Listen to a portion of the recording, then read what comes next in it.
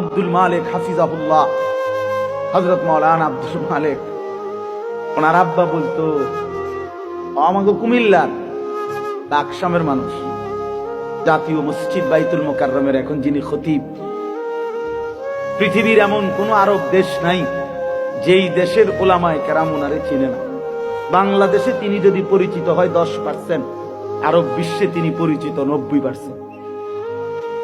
পৃথিবীর আরব দেশের বহু ইউনিভার্সিটিতে এই হযরত আমার দেশের বাইতুল মোকাররমের খতিব যিনি বর্তমান, ওনার কিতাব, আরবি লিখিত বই কিতাব পৃথিবীর আরব দেশের ইউনিভার্সিটির সিলেবাস ভুক্ত। আল্লাহর কসম, আল মাদখাল উসুলে হাদিসের এক কিতাব সারা পৃথিবী পড়ে, এত সুন্দর, এত জামে, মানে উসুলে হাদিসের কিতাব আর পৃথিবীতে নাই। মানে হাদিসের বিষয়ের যত নিয়ম কানুন, হাদিস শাস্ত্রের, এটার উপরে ওনার লিখিত অনেক কিতাব, অনেক কিতাব।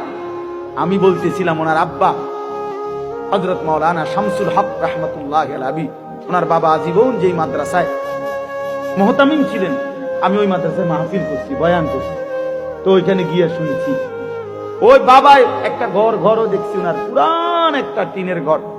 তো ওনার আব্বা বলতেন সব সময়, হা আব্দুল মালিক, তোরে লইয়া আমার বেশি চিন্তা, তারে দিয়ে কি হইব,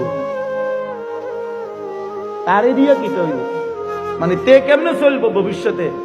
ওনার আব্বাই বলে বেশি কি করছে, চিন্তা করছে আব্দুল মালিক এখন জাতীয় মসজিদের খতিব।